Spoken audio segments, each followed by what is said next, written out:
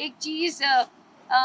मुझे नहीं पता आप लोग उसको सियासत करते हैं, कुछ भी करते हैं, लेकिन जब तक नादिया खटक है ना मैं इमरान खान और ना मैं बुशरा इमरान